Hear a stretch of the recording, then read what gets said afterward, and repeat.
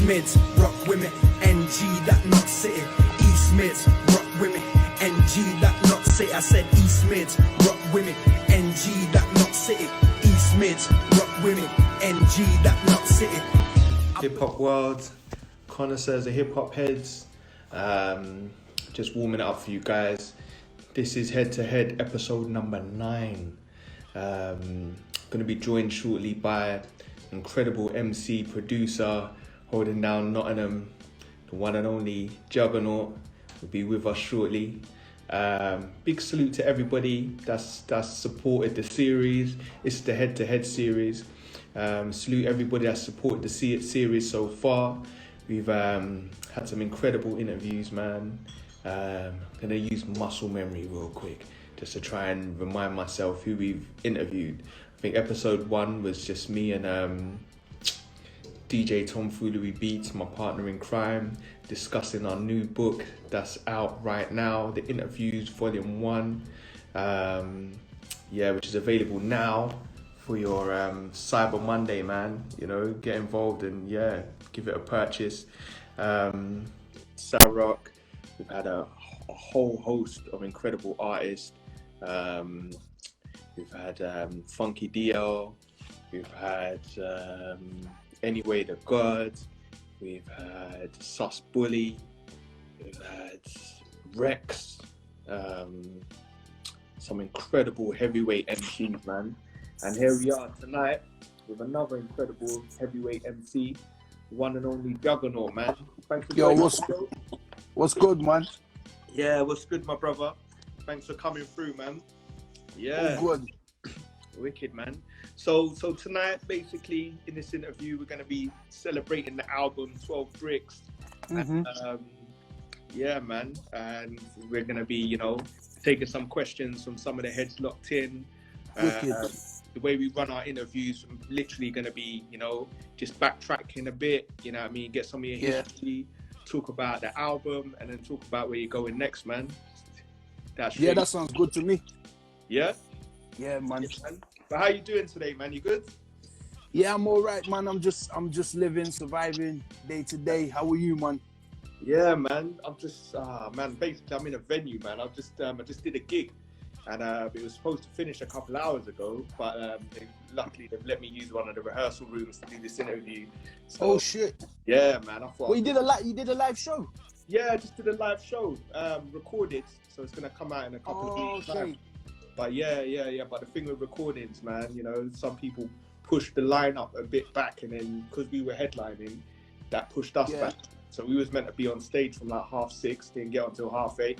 So these things. I know how it goes, man. These things happen, bro. But again, nowadays, because gigs are so rare, you got blessing, man. No, for real, that's why I was surprised, man, because it's been, it's like finding a diamond in the rough, right? And like, it's crazy. Yeah, it's crazy, but I'm glad you made it work, man. Yeah, bro. So the first question, man, I want to ask you, bro, is the origin of the name Juganaut, man. Was it your first rap name, or did you evolve into that name? Pretty much, man. Pretty much, it was like I've been Juganaut since I was 13. I started rapping when I was about 11, and that it was like my dad used to say it. Because I've always been big. He was like, "You're a Juggernaut, like you're an unstoppable force." And then there's that, and then there's obviously the X-Men, the Marvel connection. So my friend at school, Taz, was like, "Yo, you should be Juggernaut." And then after he said it and my dad said it, I was like, you know what, it fits. Yeah. And the thing is, I, at a young age, I didn't know like there was like the Juggernauts, and there's a few different people that had the name, but I was like, you know what, it just fits so well. And like when you look it up, it's an unstoppable force that can't be reckoned with. Yeah. Do you know what I mean? And also it's the actual origin of the word comes back from a Hindu god, which is just sick, man. Like when you actually look back, the word is an Indian word and goes back to a Hindu god. So, it's cold. Sick, man. So you spoke about you started rapping like around 10, man.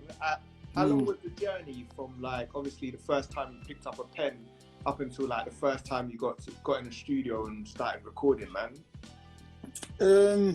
That's a good question. It was like I was like, because my dad's a poet and a drummer, my mum's an artist, so I've grown up around music, like a bunch of musicians and amazing people, which I had a good start that way. The first time I ever like rap, I was like going over like Tribe lyrics and Woo and like all that kind of stuff, and then a bunch of like garage tunes and stuff. But the first time I ever really wrote something myself was about 11. The first time I ever recorded was 13. So, and that was a grime tune. It was over Forget About Dre instrumental, and it was a big tune that, like, if I got £1 every time that was Bluetoothed around nuts, I'd be a millionaire. And you know, it's crazy. My brothers went to Spain, one of their first holidays on their own. There was some dudes in Spain playing it, and it was a tune from when I was 13. So you know what I mean? It's crazy. But yeah, at 13 was the first proper tune I did. Before that, I was doing like sets and stuff when I was a kid, but that was the first proper thing. But from there, I just fell in love, man. That's sick, man. And what would you say were like your early like influences and inspirations, man, when you was honing your craft? So like I said before, I was blessed to be born into the family I was born into. So I was born into funk, soul, jazz, everything you can think, and all the elements that make up hip hop. Like, you know, it was crazy. Like when my mum was pregnant with me, my dad did a show in Notts, and he was like something to do with supporting Tribe and then some other shit. And it's just like that. They're the beginning. So like Tribe Called Quest was a big thing. My parents played De La, and then Woo, and then all the classic hip hop shit I was born into. One of my dad's friends, Pablo, which is like my uncle Pablo, we used to go to his house, used to play me EPMD, KRS, you know, Cool G rap, and then that got me into Pun, that got me into Biggie, that got me into, you know, and it got to an age when I was like 10, 11, I was schooling my dad on stuff, and vice versa. So I had a good start, man. I had a really good start, you know what I mean? And nice. So when it came to hearing like UK stuff, man, and hip hop from Nottingham, you know, were there anyone in particular that stuck out to you? Definitely, man. Definitely. Out the Ville. So like Scorsese, Lee Ramsey, Charisma, Mr. 4-5, Capo, and some of the like Scores and Capo that, you know, I'm blessed to say they're like brothers now, man. And you know, we got 10 years difference, but I came up listening to them. You know what I mean? So shout out to all of them, man. And that's, and then there was the grime side of things. You know, that's our young music. That's what had me, you know, that was like punk to us. That was you know, release. So I was there, you know, all the grind dudes was coming up to Knots early, like coming to Marcus Garvey Centre here and doing sets. You know what I mean? Like barbers in Knots and like the floors moving and that type of shit, where it's like 40 man in a room, and it's like we were 13, 14, like it was something else, man. So like that there was the grime side of things, but at the same time I was writing, I was listening to Liquid Swords and Only Built for Cuban Links and just all the classics, and educating myself, man, and Doggy Style and the Chronic and everything, every element that built up, you know what I mean, to give you a start. I was just obsessed with learning, man. I was obsessed with learning and schooling myself, you know what I mean. So what made you decide to go down like the hip hop path and not the grime path? Because it's what I knew. It's what I was born into. So from literally as early as I can remember, like 3 or 4 years old, dancing to hip hop and it being played around the house and the parties I went to. And with the grime stuff, it was like it didn't resonate with me the same. It's my childhood music. And that's the thing. It's like there's a love for it there, but it didn't resonate with me the same. But even when you hear it now, if you listen to like 12 Bricks and stuff, you can hear the flows and the double time, and it's still there and it's still what we did. But I think I could see a career within hip hop rather than within grime. And at the time, like I went to one grime night in my life, right? And it was open for half an hour, and then it got locked off because someone got stabbed. So when you look at it that way, I was like, is it because I just wanted to have music as a career for as long as I can remember. So I was like, is this the life that I'm looking to do, where it's like Power's getting, you know, banned from being played in the club? I was like, is this, you know, how comfortable do I feel trying to make a career in something that the police are shutting down, you know?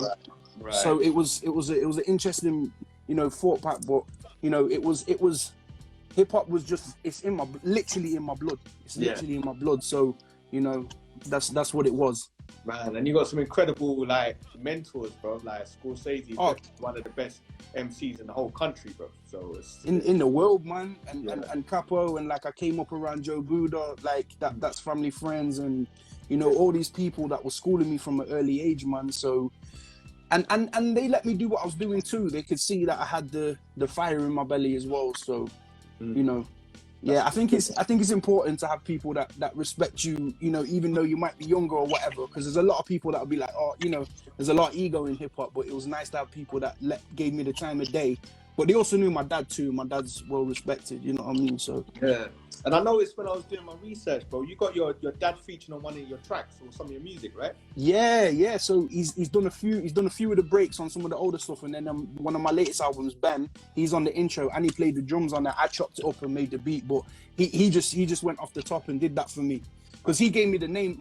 My third name is Ben. Okay. So he gave me that name. Like me and my brothers are all got African names. That's also a Portuguese word as well, which means like doing good, doing fine. So Bem, like muito bem or whatever. But we all had African names, and my dad gave me that name, and I wanted something with the album to like kind of encapsulate me with the style and everything. So yeah, I wanted to do that, man, and have, you know, family involved, man. There's only a short time on this earth, and after this year, even more so. You know what I mean? It's like we really got to do what we can to keep the spirit and love of and energy of our people alive. You know what I mean? So I think that's what. Yeah. Nice. So besides, so you obviously you was rapping, but you didn't just focus on rapping. You went into like production and engineering and things.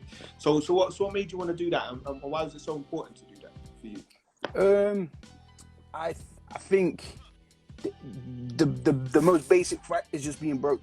Is being broken, and knowing, again, being brought up around artists and seeing how fucked over artists have been, and seeing my dad, like, you know, running people down for invoices, and seeing how people didn't respect other other producers giving them beats and then skanking them and stuff. I just thought, you know what, I'm just gonna do this myself. And I didn't have money to pay people. I never expected it for free, because I know what it is. So I was like, my mum's friend gave me a laptop at like around 13, a dusty old laptop. I had Fruity Loops on a floppy disk, and then I went from there, and I was just like, you know what, I could be begging and asking people for beats, and I just thought, I don't want to be in that position. I've never liked it. I've always kind of made my own money and always like kind of found my own way of how to do it. So I just thought, you know what, let me see what this is about. And I love sonics, I love music so much. I wanted to delve into that world, and it was like, I never was into football, never was into running around. I didn't get many girls when I was a kid, so I was just at home, you know what I mean, tinkering. And I'd be about, but I'd be making beats, you know what I mean. It was free. I could do it for free, and I could learn a craft, you know what I mean. So Big man. So did you have like a mentor that helped you like get your beats to a professional level, like in your engineering? Nah, I went to the local uni here, and I did my degree in music and sonic arts, so engineering in there. So I was like, uni world wasn't really me, and I was like, I was here, I was trying to, you know, make a living and stuff, and it was like the local college, Clarendon here, did the course, and instead of it being like $9,000 going somewhere else, it was $2,000 to do it here. So I just did it here. I learned so much. I learned how to, you know, I knew how to mix before, but I learned how to master. I learned so much, and because it was like 6 or 7 people in the class, it was invaluable almost, because now I literally can, whatever it is I can do. Do you know what I mean? So yeah, it was important, man, and like it was a good place to be, and it was fun, man. Clarendon College here was like, everyone was there running around, and like, you know, we could use the equipment there, and they had U87 microphones and drama compressors and all this shit. I was like, and learning that stuff when it came to doing it on the computer in the box, and I know how to do it now. Do you know what I mean? So yeah, but when, like, you know, Joe Buddha mentored me, you know, around beats and stuff, but it was more, we worked together putting on shows, and I did a lot of hosting and things like that, man. So, but when it actually came to the beats, I just studied the people I love, man. I really studied down to like obsessing over Havoc snares, you know what I mean? And like, yo, why is that sound so mad? And I'm like, oh, it's because he's compressed it like crazy or whatever, like shit. So I love that technical shit as well, do you know what I mean? Sick, man, sick. Yeah, man. Now, and so like in the like last 10 years, bro, you've been like really prolific with the projects, man. You put out some incredible like albums and EPs. Thank you, man. Thank you. You know? Appreciate and, that. So for some of our listeners that we tuned in, bro, and they want to get like an idea of like what in your opinion, what projects best summarize, like if you're getting into Juggernaut, man, what are the top 3 for you, man, that you recommend someone to check out? That's a sick question, man, and I like the segues how you going in. I like it's sick, man. I think first one would be Bem. So I put that out this year in February for my 30th birthday, and that I think that's the main one where I'd say if you really want to know me and kind of my style and where I go from A to Z within one place, I think it would be Bem. I would say Stolen Art Part 2, Found Objects, and that's like I tried to do that more as like a mixtape because I come from the mixtape era as well. I did 3 or 4 mixtapes from like 2006 to 2010 where it was like the key times when it was Dipset D-Block era. I was like, yo, I need that Photoshop cover and all that shit. I did that stuff, but I'd say Stolen Art, and then let me think. Yeah, I'd say Bem. I'd say Stolen Art Part 2, and then maybe 12 Bricks, which we just put out now, man. Maybe 12 Bricks, because it's a different, it's a different feel, but it kind of encapsulates a lot of the styles and what I've been doing for a long time, man. So I'd probably say them 3. Yeah, man. Yeah. And another thing that always sticks out about you as well, bro, is the artwork, bro. I notice you're very like your range is like huge, bro, and you just come across as someone that studies art, bro. You know what I mean? That has a good eye for art. Thank you, man. Yeah, I do, man. Like my mum's an art. Well, she recently stopped, but my mum's an art teacher and an artist. My dad's an artist. The people around us have been artists, so I just always loved art. Like before I was reading and writing, I was painting and doing stuff as a kid, and then growing up. So I just love art. It is part of, it's being an artist is everything that's creative. Like no matter what is creative, that's art. And for if you're like one of my favorite things is picking up an album and looking at a cover. If the cover, like, it's straight away, like I bought shit as a kid when I was like, yo, this looks fire, and it's like, and sometimes the artwork's been better than the music, but that's still in its own, it just burns into your memory and it's so important, you know what I mean? And it's like, it just, I don't know, like I said, like 2004, 5, 6, the mixtape era, the Photoshop covers with all the shiny shit. It's like even my shoulder now's got some of the shit that they used to put on, like all that shit.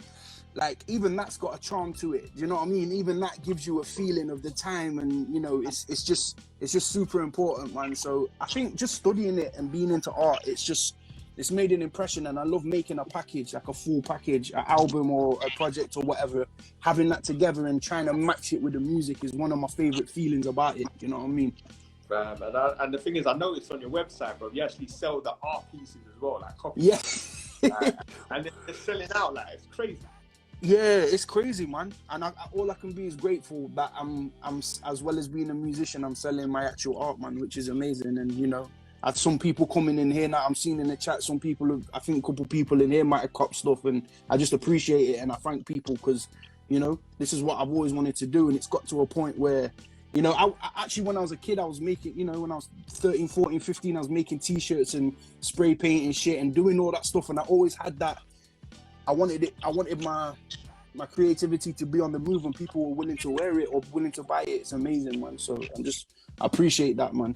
Yeah, man, and it definitely bleeds into your visuals as well, bro. Because some of your videos, man, they're like little short films. Some of them, like, put a lot of character, a lot of humor into it as well, bro. Oh, 100%, man. Like, like, I love hip hop with all my heart, but at the same time, sometimes it can be taking itself too seriously, or too, like, people can be cliche without even knowing it.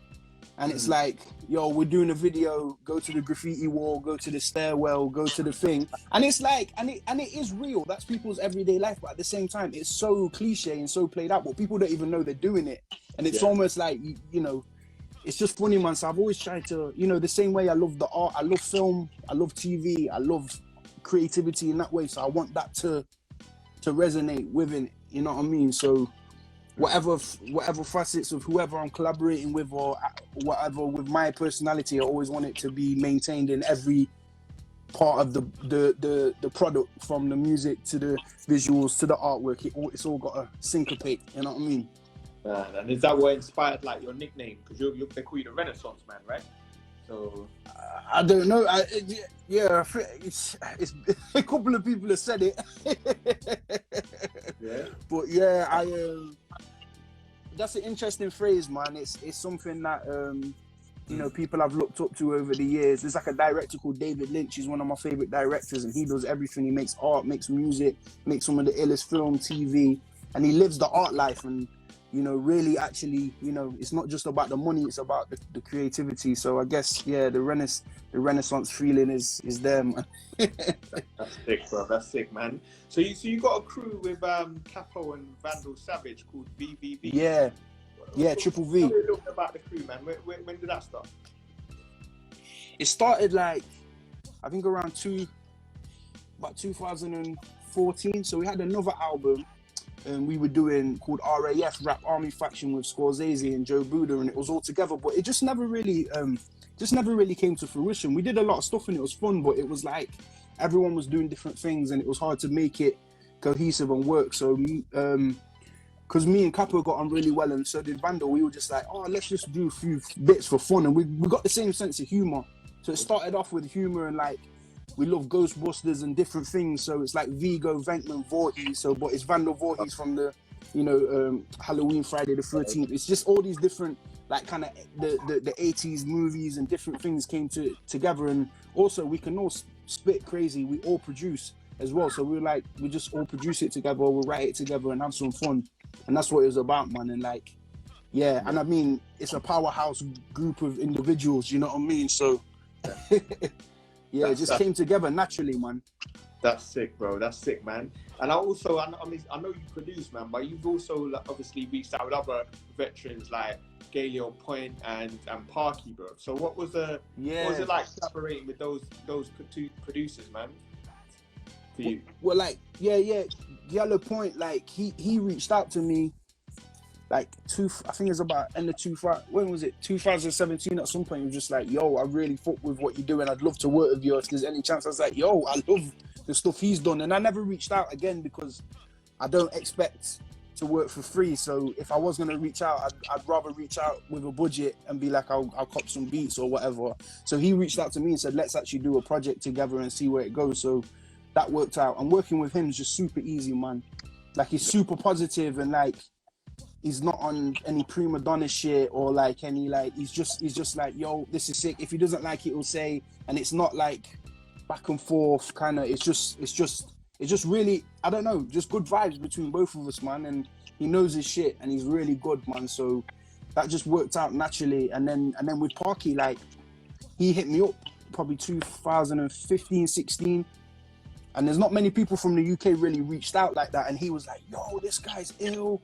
Like, he straight away is like, yo, Jugs is sick. Like, straight away, didn't need to say anything. And I knew of his stuff. And it was just like, yeah, I just appreciated him sticking his neck out for me without even knowing me. And then he was like, yo, we got to work. And I said, yeah, man. And it just worked from there. And he's a good friend now, really good friend, man. So it's more than the music in that way. Like, we've really reasoned and we've spent some time, and, you know, we have a laugh, and it just came together organically. And like, you know, again, there was no egos or no weirdness. It was just like straight about the music and you know, complimenting each other without it being weird. You know what I mean? It was like, yo, I love what you're doing. I love your beats. I love how you rap. Like, this is ill. It wasn't like, oh, that's all right, let's try. Like, it was just goodness, man. Just good energy. So that was important to me. That was important to me. That's dope, man. So at what point did you guys decide like to do the collaborative album? So we did in 2016 we did 6 Bricks, the EP. Oh yeah. We put it out. We put it out in 2017. So 12 Bricks is the 6 original songs made into 12. So there was 6 more songs. Okay. So it was all recorded between 2016 2018. Like I think mid 2018 it was finished, and then there was other stuff that came first, and we were getting things out, and yeah, it just happened that this was the right time for it to come out, man. So we just worked on it, went back and forth a lot. Yeah. He sent me a bunch of beats, and I was being very picky because I find that if it doesn't set me off in the first few seconds, I don't want to force right into it. You know what I mean? It gets stagnant and it becomes a chore. You know what I mean? So we just did it that way, and he let me mix it as well, which was good, man. He sent all the parts, and I got it. You know, his beats are already cracking, but I really got in and got to, you know what I mean, do my thing with it. So, yeah.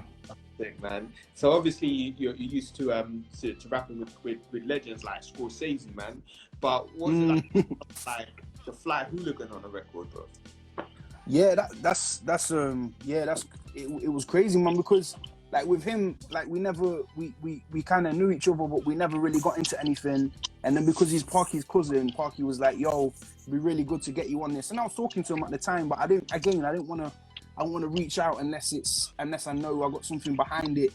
You know what I mean? Whether it's money or whether it's it's gonna be a good output. But he was like, "Nah, we'll do this. This is cold." He loved the beat, so it's good for the people that are really doing it here of a certain ilk and a lyrical level to work together, man. It came together, it came together organically. You know what I mean? It wasn't forced or anything. So yeah, it was good.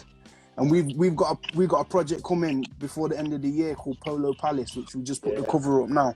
So that's me, Fly Hooligan and Sonny Jim, man. Sick, man. That looks wicked. So that album's like done. It's completed now, yeah. Yeah, done and dusted. The digital will drop on the 18th of December. And is that off Tough Kong Records or is that another label? Nah, another label's doing it this time. We're just sorting it out, let the ink dry, you know what I mean, and getting that together, man. But yo, big up Tough Kong, man. They've really supported, man. I mean, it's they had me as the first UK rapper on the label as well, which was a nice feeling to have. So they put Back to the Grill Again out, the album I did with Yellow Point. So that was sick, man. That was sick. But they're good people, and they love the art form as well. So and they're just relentless with the output, man. So big up Tough Kong and big up Dope. They put out them as well. So yeah, man. That's sick, man. And the money, I don't know, they must have invested, bro, because the vinyl looks sick. The cassette, vinyl's great. CD, Well, the CD and the tape I did myself. So usually with the CD and tape, I'll do it myself, man. And then mostly with the labels, they'll do the wax. So I usually try and get everything, the physical CD and tape in before on the day it drops. I try not to do the pre-order stuff and just get it out to the people. And man, I'm glad you like the look of it though, man. I appreciate that. The whole package, bro. Your Bandcamp is probably one of the best run Bandcamps I've seen. And yo, touch wood, like people are always saying, yo, the service is top notch. Like it's always on time, and I pride myself in that as well, man. Making it personal, and because it's not hard to get it right, to be honest. I always said it's like it's harder. It's more work to pick up the pieces after doing a bad job than it is to just get it right in the first place. You know what I mean? Real talk, bro. So with this album, like obviously unlike other releases, man, obviously because of the situation we're in now, man, what was the process like for you to put an album out but not being able to do any shows, like not being able to do a tour? For real, it's a weird feeling, man, because I've always, like, if I've got a release for the past 2 or 3 years, I've always done like an album launch in Notts at a place called Rough Trade Records. I work with them a lot, and they're good people, and there's like Rough Trade in London and stuff. So it's a nice, kind of prestigious place to do it. I wasn't able to do that, and I haven't performed properly on stage for like a year now. So like, it's such a mad feeling, man. And it's like, I know, it's like gliding off the endorphins and the feelings. Like even a bad show, you still get something from it. There's still a connection with humans, and there's a connection with people. And it's like performing new music, you can always gauge. You can't, people in the crowd never lie with new shit, and it's the hardest shit to perform, but I always love doing this. I've not been able to do it this time, so I've had, you know, Instagram messages and people posting the album and stuff, which is amazing, but you don't get to feel and touch and smell what the fuck people think of your music, you know what I mean, and really get to let it out, because I feel stifled, you know what I mean. It's like I've not performed it, the new shit I've not performed, so it's such a weird feeling, man. And obviously you're still going, bro. You're still putting projects out, like you're not taking breaks. Yeah. So I mean,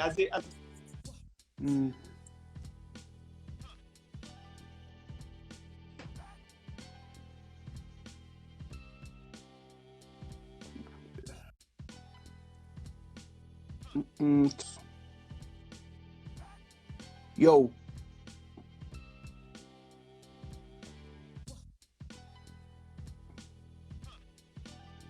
Yo.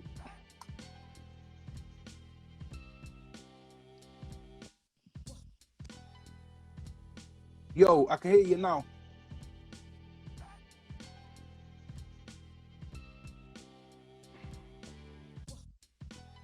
question, bro. Back.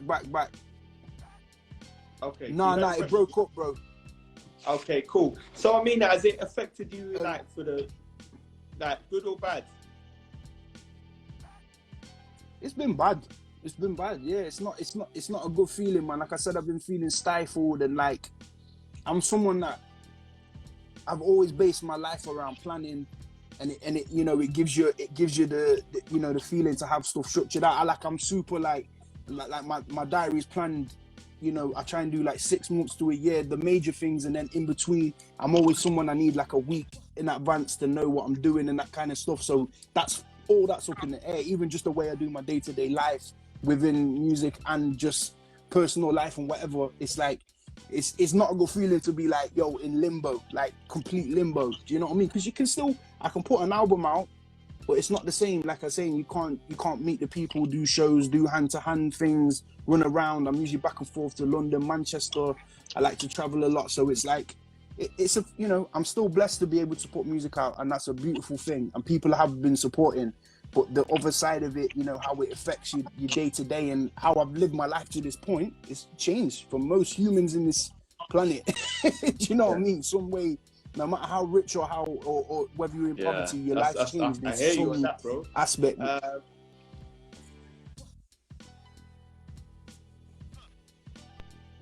Right.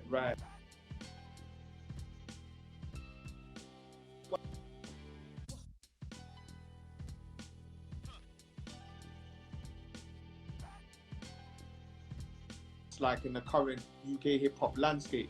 Mm-hmm. Like obviously you've got the Manchester scene, like the Liverpool scene, but like in terms of knots, like historically as well, man. Sorry, I missed the beginning of your question. It broke up again, bro. Yeah. So the importance of Nottingham in the hip hop scene, man, and how important it is to you personally to represent for Nottingham. 100%, man. The lineage here is so deep. Like, it goes all the way back to the 70s, you know, late 70s, early 80s with the Rock City crew, the B-Boys. Like, almost the same time it was going on in the States, it was going on here. So there's a lot. There's a you know, it's such a strong lineage, man. P Brothers, Joe Buddha, Out the Ville, Mr. 4-5. The list is so crazy, man. So and it goes on, and it's like, it's such a rich community here. It's such a small city. Sometimes it feels like there can be only one, and that's just how it goes. But for me, it's like Nuts has got some of the illest lyricists here. Like, there's something about our accent where we can, you know, when it came to like the East Coast hip hop, it's the same. We can chop the syllables and the flow patterns in the same way. And I've said this before, we don't say bath, we say bath. We don't say laugh, we say laugh. We don't draw it out. It's quick fire. You know what I mean? So when it comes to fitting in those syllables and having the ill timing and you know, for the grime MCs as well, it's the same thing. It's like a machine gun flows from here, man. Kids like Snowy and Mez and shit like that, like ba ba ba ba ba. Like it's always been prolific in that way. So it's got its place. It's just not, you know, it's a small place and it doesn't have a scene like it used to. And obviously with all this shit, it's sad that even more so. But you know, you never know what the future holds and how it bring people together or whatever, man. So, you know. And then speaking of the future, man, you keeping an eye on some of the younger artists in Nots, man? Like, is there anyone you recommend we should check out? Yeah, like check out. I mentioned Snow. Check out Snowy. He's a grime MC, but he's ill. Or check out my people, Vandal Savage, Capo, all them type of guys, man. There's a lot. It's always when you're on the spot, there's a lot to mention, man. But you know, there's always people doing it, man. It's such a, I don't know. This city's such a musical city, and when people do it here, they really do it hardcore. They wanna be known. They really wanna show and prove, and that's what I love about here. It's like, yo, they're gonna do it, you know, for real. So, yeah, I mean, it's just the energy here has always been like, yo, we're gonna do this properly or not at all. You know what I mean? Right. So doing my research, bro, you're a chef as well, right? Yeah. You're a chef. All right, cool. So what is it about?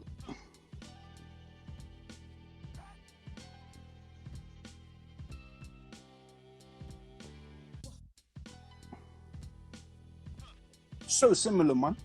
Like, it's so similar because okay. The first thing, even just musically, when you put something on a plate and you serve it to someone or you put your music out, there is people that might not like it, but more so than not, you're making people happy and you're doing what you love to give something you love, and it's your creation, and they never forget that, and that is the most beautiful thing, is giving people some happiness or some way to escape. You know what I mean? And at the same time, the same way you create a dish is the same way you create a verse or you make a beat. It's the same shit. And you have natural flair and talent from a young age, most people with food, but you have to build up and you have to build your skillets in the same way. And the same way you could fuck up with an album release and the tracks aren't as good or whatever, it's the same way with cooking. You have to be on it, and you have to be doing it with passion, and that's the key. Passion. Like, it's the same feeling, man. It's the same feeling for me, man. So, but at the same time, with me, with being a chef and my catering and stuff, like, if I wasn't doing music, I wouldn't have the following with the food I do now, because I utilize the people that love my music were always like, yo, you post all this food, it's sick, and I was able to, you know, springboard from that into what I'm doing. They both feed the soul. Wicked, man. So is there plans of ever like branching out, having like a little hip hop restaurant in Nots or something like that? It'd be a beautiful thing, man. The only thing I'm tentative about is like cooking is one of the most difficult jobs to do. It's like 12, 14-hour shifts. Getting people that truly love what you're doing and can take orders and kind of do stuff on a high level at all times is very difficult. So putting a venue together and getting a space is quite, you know, it's relatively not cheap, but you can do stuff on a small budget here and make it work. But it's about getting people that would be really down for the long haul. You know what I mean? People I could trust and leave to do the food or whatever while I'm running whatever. It will come, hopefully something will come in time, but I know I'm not ready for it yet. It's not something, because I'd have to down tools with everything else and then put my heart and soul into that. You know what I mean? To get.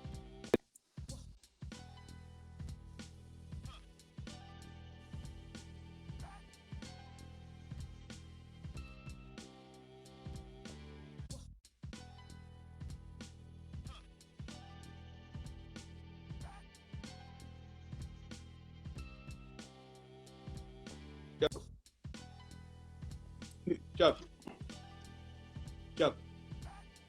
Yo. Yeah, man. So you mentioned this album you've got coming with the Hooligan, right? Yeah. Polo Palace. Polo Palace, right? And that's coming, well, next month basically in a week's time, right? Is it? Have you ever already like thought about your next solo project yet? Is there another one? Yeah. I've got another album done with Giallo Point, and we're just waiting on a feature. We got one feature for the album, and I'm fingers crossed I can get it's someone of a caliber. But we're trying to, because the last album had quite a lot of features, which was sick. But this time it's just all me and Giallo, and I'm trying to get that stamp of approval I'm waiting for. And then after that, hopefully I'm gonna put my album out, Time and Place, which I've been working on for like 10 years, and I've scrapped it, redone it. It's the only thing I've ever, most of the stuff you ever hear of me is I've written it, done it in one take usually, and I'm not obsessed. I just go with it, because otherwise I never wanted to be a perfectionist in that way, which is a blessing and a curse, because some things I could have made better, but you know, I just thought it is what it is. But Time and Place, I've written, rewritten, scrapped, made the full album, changed it, and I've got 4 or 5 tracks that I've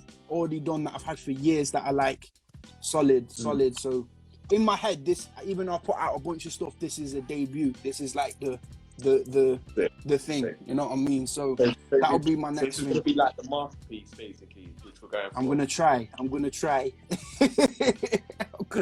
man. And then I've got 4 or 5 other things in the stash, which is crazy, man. So I'm hopefully gonna get an album out I produced for a rapper called Taja from Birmingham. She's amazing, man. She's on BEM. There's a track called Yellow Glow, and she's on that, man. So I'm gonna try and get that out next year as well, man. And you know, yo, bro, you back, yeah? Yo, yeah, I don't know what happened then, man. The tech gods were not shining on us. I know, bro. That's the risk you run with these Instagram IG lives. Yeah, it's a bit mad, bro. But yeah, when you cut out, man, it was just literally just summarizing, like, obviously the stuff we spoke about and that, man. And we was like, more or less, we was coming to the end, but obviously I wanted to wrap it up correctly, you get me? For sure. Yeah, man. So you was talking about what you've got in the line, what you've got coming up in the pipe works. You're talking about this masterpiece of an album that you're working on as well. You're about 4 cuts in.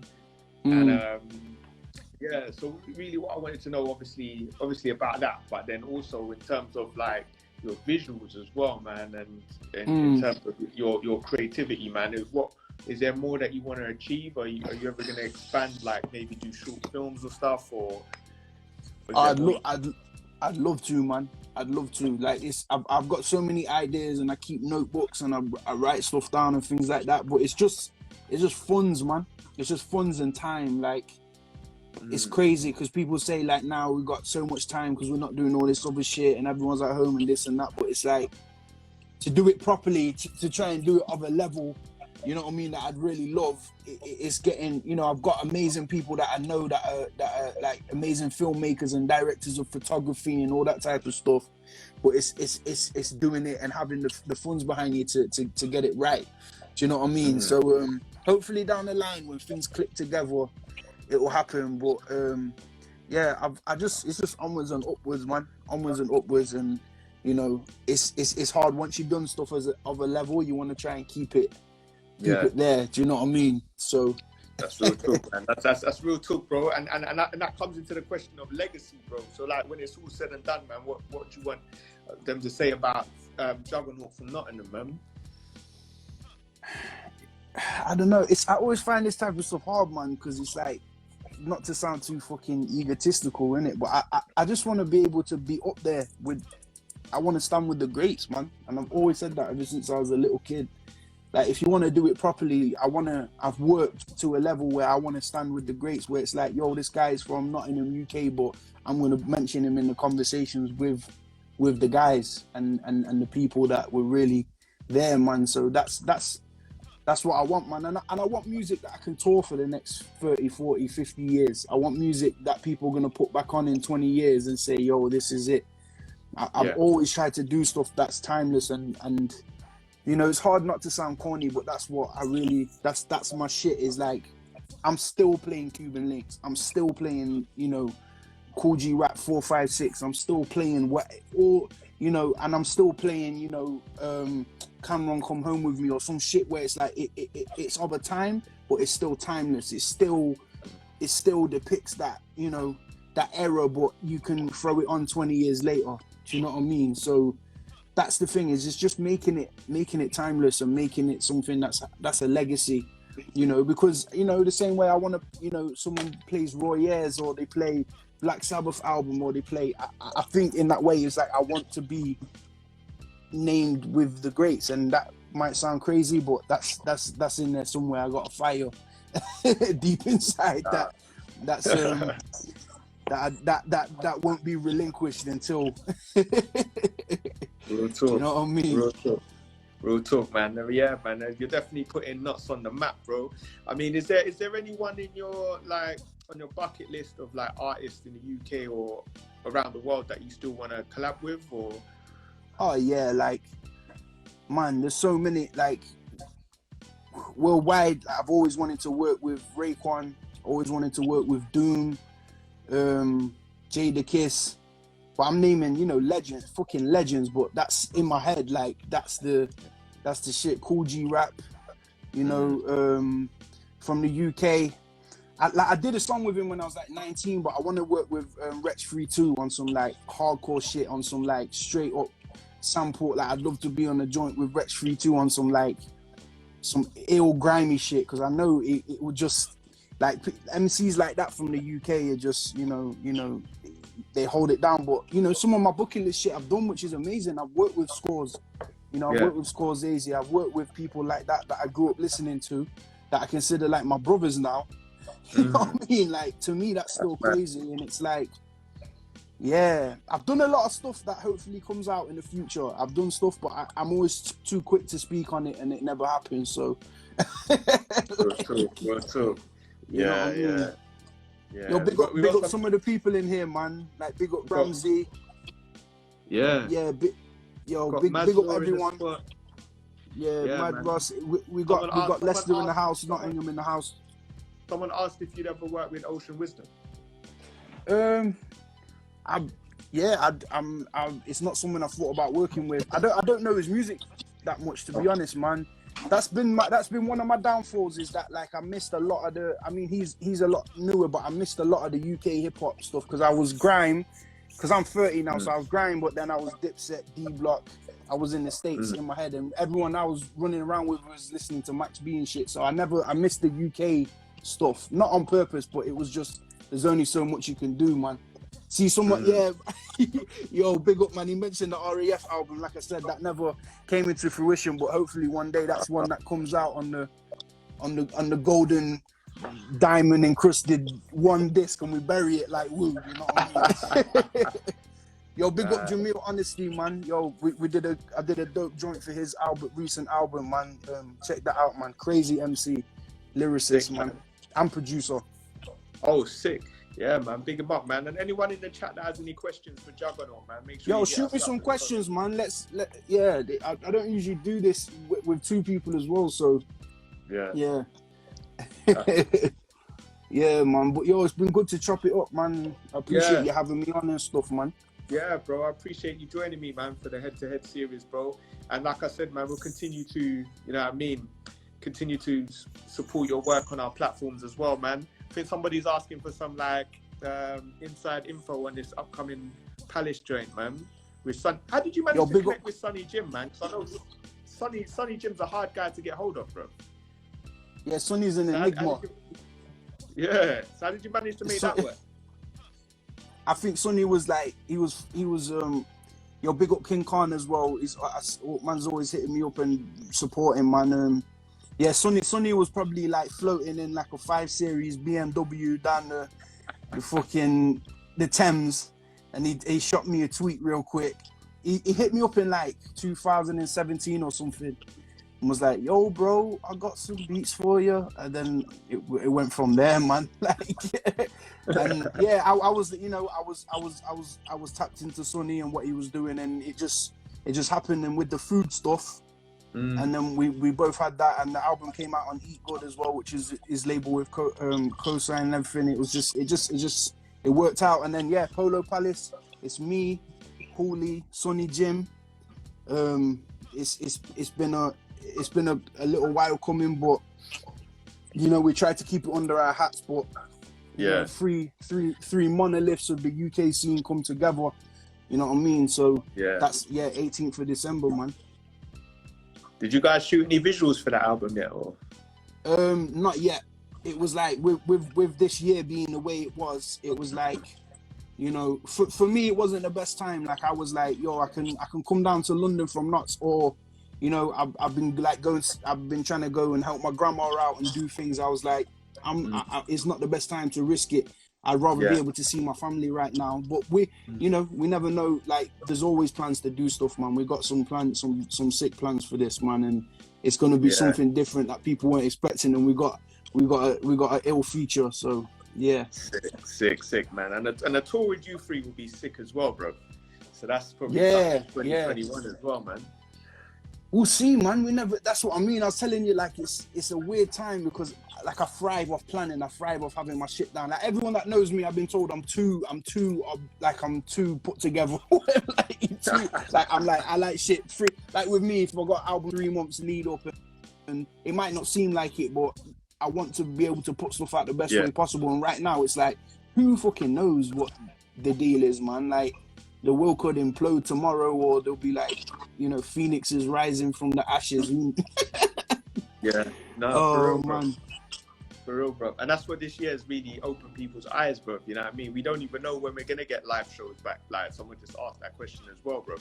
We don't know, Like, man, and that's the sad thing, man. That's the sad part, because it's like, it's not just the, you know, it's everyone involved. It's the bar staff, the bouncers, the everyone, the technicians, the cleaners, the engineers, the managers, the whatever, like every level, the parking attendant, whatever you're talking about, people are lost work. And it's like, the online gigs are going to be good for a while, but they can't work too well, because if they do, and the people that are at the top still are getting their little kick up, they'll be like, why do we need the venues then? What's the deal? Like, that's the scary part, man.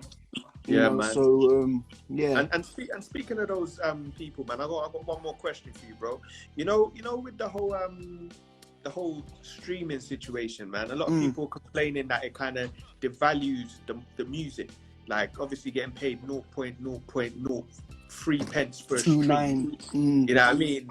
Kind of, and we're always operating at a loss, because obviously you consider the money it takes to make an album, like, properly to a high standard, bro. Crazy. You know, it's just like, what do you think needs to happen in terms of, like, does the business model need to change? How are we going to be able to get the value back in music? That's a big question. I think the same way Spotify can pay Joe Rogan 100 million for his podcast, they could put the streams up more. They can even the playing field a bit more, man. Like, they are in such a great position, and they've got however many hundreds of millions of subscribers paying a tenner a month. Like, it doesn't make the maths doesn't add up. And it's been like this. The music industry has always been shady, from the shady managers, you know, getting the money from the venue and giving the band 10% while they take everything. It's always been this way. It's always been this way because artists are artists with passion and make music and create art and do it with love, and the businessman can always make money and always do it that way, and it's still that way. It's still set up that way. And the playing field's never been even. They say it is with the internet, but it's not. If you've got money for promotion, if you've got money behind you, if you're from a more privileged family, all these things, stability, it adds to where you're gonna be in the hierarchy of how you put music out, man. It's not an even playing field, and people that tell you just work hard or that's not true, man. It's not just that. So if it came to it, because streaming is the thing, they have to pay the artists more, or they work on a, you know, a step up tier, a tier system where it's like, you know, you're not signed to a major, so maybe you get paid a little bit more per stream, but the majors, they get more streams, so it evens out. Like, I don't know. There's different ways it could be doing it, but what's happening right now is not working. Like, you know, it's not. And then with all the algorithm shit, all that shit's just like bonkers, man. Shit's changed at the moment, and it's like, it's weird. If you don't post a picture of your face, you don't get the same interaction and stuff. And that's not just people. It's like a weird, I don't know. It's wild, man. Yeah, bro, you know. But to be fair, man, things that what you're doing, like creating like the sick album merch and the vinyls and that, I think those things are definitely helping, man, because obviously you get diehard like Juganaut fans. Like, someone hit me up on Facebook the other day, like, oh man, I love Juganaut. So it's like, you know, it's sick. They're out there, bro. You know what I mean? They're out there, bro. So it's like, obviously things like that, man, definitely bring value back to the music as well. You know what I mean? And somehow, like, some way, bro, it does, man. Take all our shit off streaming platforms, man, and just make them companies go under, bro. I think I that's know what we need to this do, is man. it's like anything with politics or whatever. If we all came together, there's too many people that would do it our own way. But it's like it's a beautiful thing that, you know, what people consider underground artists like us and whatever we do is like, there's still people there for us that are supporting us, that are working people, that are holding us down and doing different things. And that's the beauty of it, is that it's about the people. And it's like, for me, this time has taught me that people really respect and love what I do. And it means I'm not nuts, you know what I mean? I'm doing the right thing. And I might be, you know, rappers always like to call other rappers broke and keep people down, but that's the mentality, you know, that's the trick, is to keep, you know, the same people you're calling broke on a song and the same people that are buying your music and keeping your lights on. So that's what I've always found wild about what it is we do. It's like, yeah, it's you know, there's the braggadocio, but then there's just the straight up ignorant, you know what I mean? So it's like, all I can say is I'm blessed to have the fans I've got and the people that keep me going, because no matter what I put out, people support me, man. And people have got my back, and people love what I do. So at the end of the day, if you make good shit and you put it together properly, there will be someone for it, you know what I mean? Real talk, man. And that's a beautiful note to end on, bro. So yeah, man, I definitely want to thank you for taking time to kick it with me tonight, man. And yeah, like I said earlier, man, you know, all the best with the future releases, man. And we're definitely gonna have to check in again, especially when you drop that masterpiece, bro. You know, if it ever drops. Yo, I appreciate the time, man. It's been fun, and yeah, whenever, just give me a shout. We'll try and make something work, man, for sure. Real talk, bro. Real talk, man. All the best, brother. Respect. Yo, respect, man. Salute. Respect everyone in the place. All right, man. Big up, everyone. Peace. I said East Mids, rock women, NG, that not city. East Mids, rock women, NG, that not city. The Connoisseurs of Hip Hop, the interviews, Volume 1. Make sure you go get this and check it out. Audio book coming soon, but right now the paper book is live. Go grab your publication, yeah? The Connoisseurs, the interviews, Volume 1.